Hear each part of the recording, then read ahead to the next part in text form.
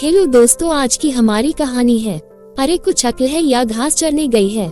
बहू, ओ बहू, कहाँ मर गई? निर्मला ने आवाज लगाई। वो अभी सारा काम निपटाने के बाद नहाने के लिए गई है और सास की हर 2 मिनट में ऐसी आवाज सुनने की उसकी आदत पड़ चुकी थी। जरा सी नजरों के सामने से हटी की सास चिल्लाना शुरू कर देती है। इस बार आवाज कुछ ज्यादा तेज थी।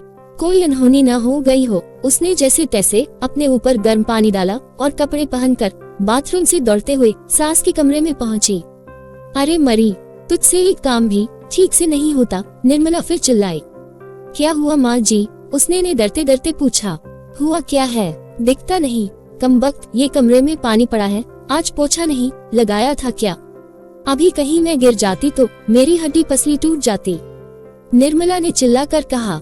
लगाया तो था माँ जी, उसने धीरे से कहा। तो ये कहाँ से आ गया? हे भगवान, मेरी तो किस्मत ही फूटी थी जो ऐसी लड़की पर मेरा बेटा लट्टू हो गया।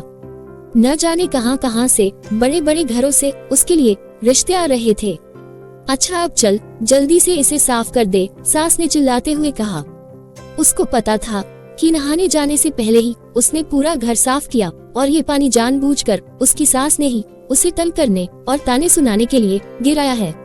फिर भी उसने बिना कुछ बोले गिरे पानी को साफ कर दिया और अपने कमरे में आकर थोड़ा आराम करने बैठ गई और सोचने लगी, सास की चिल्लाहट अब कौन से काम के लिए बुलाने वाली होगी।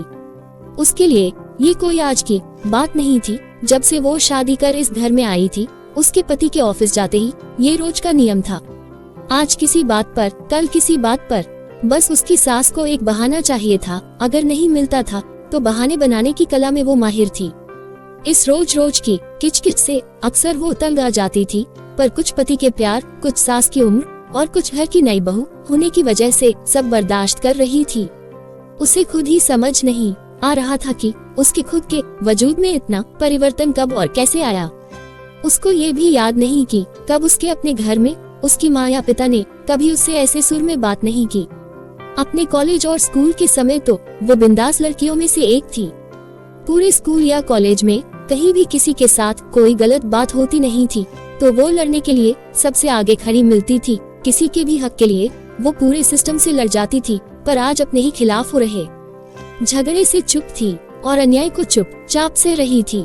सोचती थी, क्या ही शादी के मायने होते हैं जब एक लड़की को अपने स्वाभिमान और सम्मान को एक नए परिवार की सूली पर चढ़ा देना पड़ता है। शाम को पति के आने पर बहुत सारी बातें कहने का मन होता था। 1-2 बार कही भी थी, पर एक तो थके होने से वो इस पर ज्यादा ध्यान नहीं देते थे और फिर अपनी माँ के खिलाफ वो एक भी शब्द नहीं सुन सकते।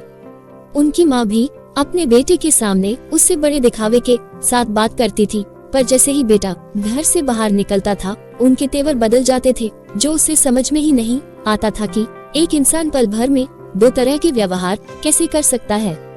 निर्मला को सबसे ज्यादा तकलीफ तो उसकी शादी में मिले दहेज से थी, जबकि उसके माता पिता ने अपनी हैसियत से बढ़कर उसकी शादी में खर्चा किया, लेकिन दहेज में या दूसरे से कुछ भी मुफ्त में मिलने की उम्मीदों और अभिलाषाओं का कोई अंत नहीं होता।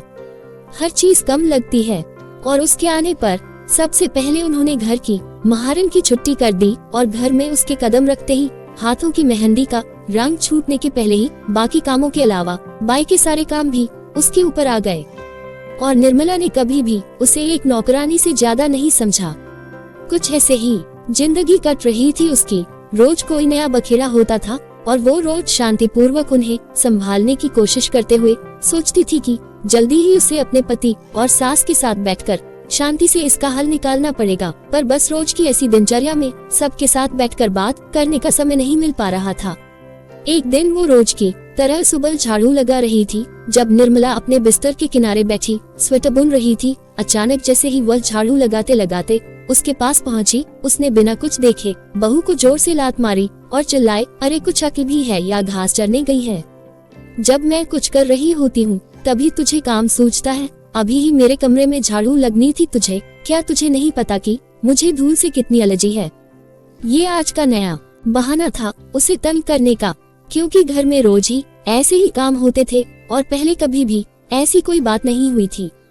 फिर वो भी अपनी सास के व्यवहार को जानते हुए बहुत संभल के काम करती।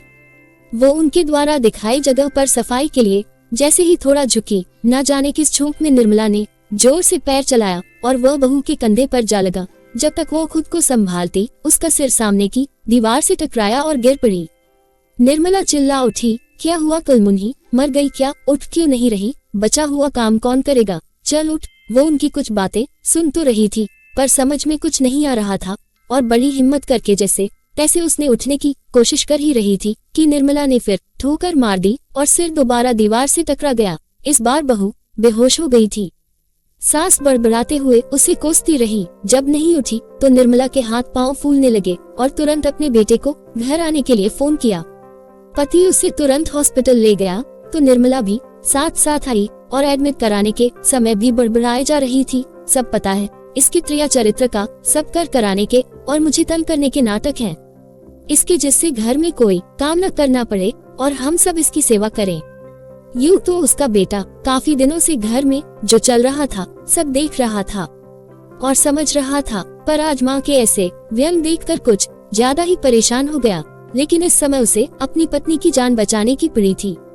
डॉक्टर की तमाम कोशिशों के बावजूद सिर के अंदर कोई नस फट जाने से पहले तो वो कुछ दिन कोमा में रही और अगले एक ही सप्ताह में उसने दुनिया छोड़ दी।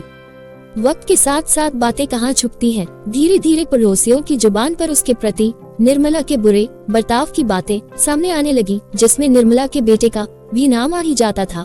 और जब उसको लेकर बातें कुछ ज्यादा बढ़ने लगी तो उनसे तंग आकर एक दिन निर्मला के इकलौते बेटे ने पंखे से लटककर सुसाइड कर ली। अब पूरे घर में दिन भर सन्नाटा रहता था। निर्मला कुछ दिनों तक लोगों को दिखाई पड़ती रही और अक्सर घर के अंदर से उनकी आवाजें सुनाई पड़ती थी।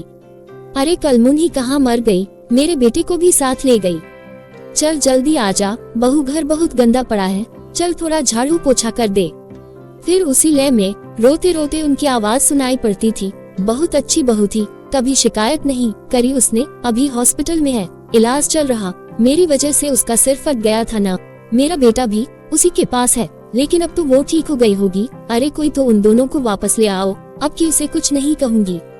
कुछ दिनों के बाद पता लगा कि उनके किसी दूर के रिश्तेदार ने उस मकान को आने पौने दामों में किसी को बेच दिया था, क्योंकि निर्मला के पागलखाने में भर्ती होने के बाद उस मकान को देखने वाला कोई नहीं बचा था और वो पागल हो गई थी।